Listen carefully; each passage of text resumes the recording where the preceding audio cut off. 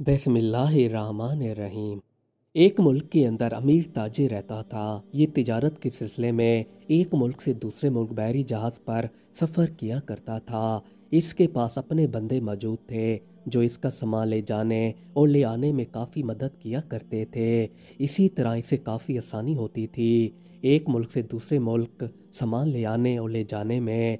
एक मर्तबा ताजिर घर में बैठा था तो इसके मैनेजर ने आकर कहा कि हमारे पास मज़दूर दिन ब दिन कम होते जा रहे हैं, आप हमें इजाज़त दीजिए ताकि हम नए मज़दूर भर्ती कर सकें। ताजिर ने कहा कि ठीक है, आप लोग नए मज़दूरों को टीम में शामिल कर लीजिए। मैनेजर ने आकर काफ़ी सारे नए मज़दूर अपनी टीम में शामिल कर लिए। कुछ दिनों बाद इन्हें तिजारत के सिलसिले में दूसरे मुल्क सामान ले जाना था।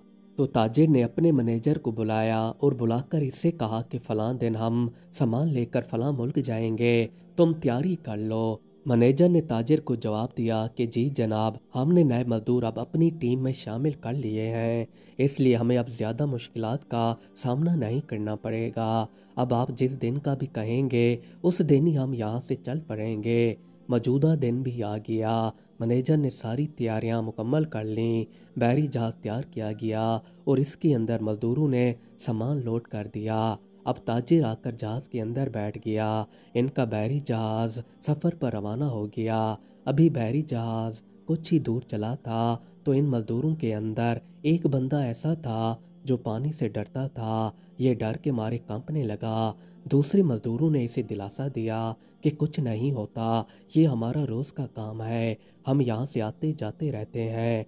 तुम ऐसे ही फिक्र कर रहे हो जैसे ये बहरी जहाज़ पानी के अंदर डूबने वाला है। ये इसे जितना भी समझाते रहे पर इन लोगों की बातों का इस पर ज़रा भी असर नहीं हुआ। अब ये डरने के साथ साथ चीखने लगा। जब इसकी चीखों की आवाज़ ताजिर तक पहुंची तो ये इसकी तरफ चला आया। यहाँ पर आकर इसने देखा तो काफ़ी सारे मज़दूर इस बंदे के गिर्द इकट्ठे हुए खड़े थे और ये चीखे चिल्लाए जा रहा था। ताजिर ने पूछा कि इसे क्या हुआ? तो मैनेजर ने ताजिर से कहा कि इसे पानी से डर लगता है, इसी वजह से इस पर डर हावी हो चुका है और ये चीखे मार रहा है।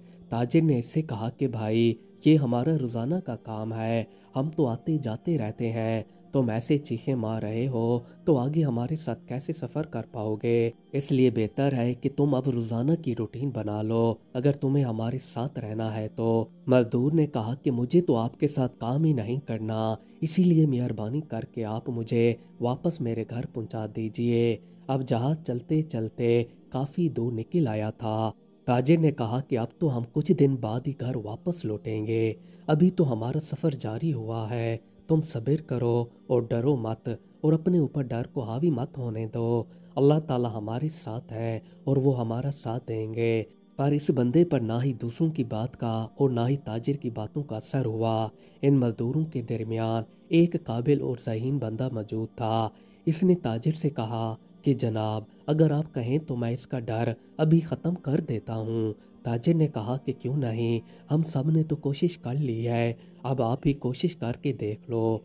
इस ज़हीन बंदे ने 3 से 4 मज़दूरों को कहा कि इसे पकड़ कर अभी समंदर के अंदर डाल दो। इन्होंने पकड़ कर इसे समंदर के अंदर डाल दिया। जब इसे पानी के अंदर 3 से 4 डुबकियां आईं तो दोबारा इसे निकाल कर बहरी जहाज़ में लाया गया। अब की बार ये बंदा बिल्कुल नहीं डर रहा था और ना ही चीख चिल्ला रहा था। इसके ऊपर से डर बिल्कुल ख़त्म हो चुका था। जब सारे लोगों ने यह मंजर देखा तो काफ़ी हैरान हो गए। ताजिर ने इस ज़हीन बंदे से पूछा कि आखिर तुमने तो बस इसे सिर्फ पानी के अंदर ही गूते दिए हैं, पर इसके ऊपर डर तो इस तरह ख़त्म हो गया जैसे इस पर हावी नहीं था। इस आदमी ने जवाब दिया कि ये बंदा कभी भी पानी के अंदर नहीं तैरा था, इसलिए ये डर रहा था कि ये कहीं पानी के अंदर ही ना चला जाए। हमने इसे पानी के अंदर डाल दिया। अब इसने पानी के अंदर जाकर तकलीफ़ देखी और जहाज़ वाली ज़िंदगी भी देखी थी, तो फिर इसे पानी के अंदर पुरसकून ज़िंदगी याद आने लगी। इसलिए इसने सोचा कि बेहतर है कि पानी के अंदर डूबने से जहाज़ के अंदर ही सुकून के साथ सफ़र किया जाए।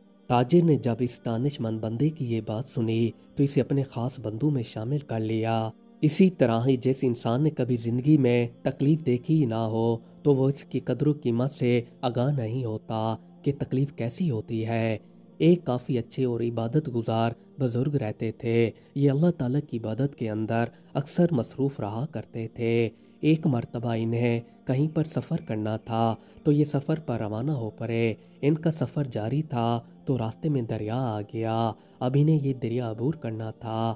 درویش دریا کے کنارے بیٹھ کر کشتی کا انتظار کرنے لگے کہ کیا پتہ کہ کہیں سے کشتی آ جائے تو اس پر بیٹھ کر کنارے کی دوسری طرف چلا جاؤں گا۔ کافی دیر تک انتظار کرنے کے بعد ایک شخص ان کے ساتھ آ کر بیٹھ گیا۔ اس شخص نے درویش سے پوچھا کہ کیا آپ نے کنارے کی دوسری طرف جانا ہے؟ تو درویش نے کہا کہ جی ہاں، میں کشتی کا انتظار کر رہا ہوں۔ یہ شخص درویش سے کہنے لگا کہ میں نے بھی کنارے کی دوسری طرف جانا ہے۔ اکثر یہاں پر کشتی آ جایا کرتی ہے پر آج کافی انتظار کروا رہی ہے، پتہ نہیں کیا وجہ ہوگی۔ کچھ دیر انتظار کرنے کے بعد کشتی کنارے کے ساتھ آ گئی۔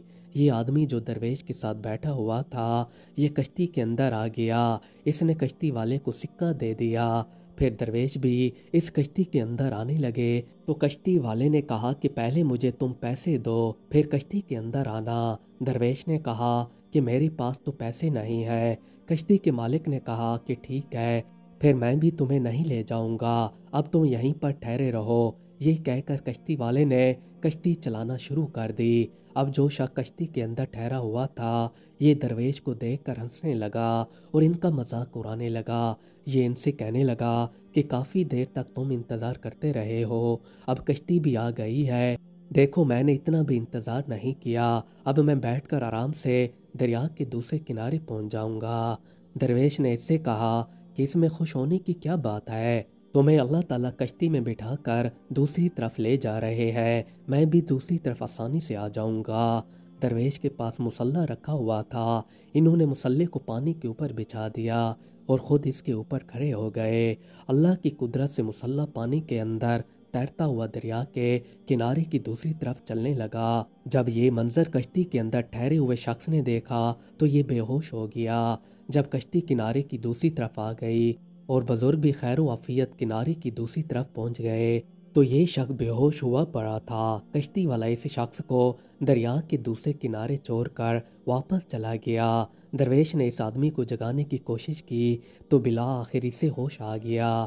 اس آدمی کو جب ہوش آیا تو یہ درویش سے کہنے لگا کہ میں تو آپ کا مذاق اڑا رہا تھا، جبکہ اب مجھے بہت زیادہ شرمساری ہو رہی ہے کہ میں نے آپ کے ساتھ ایسا کیوں کیا ہوگا۔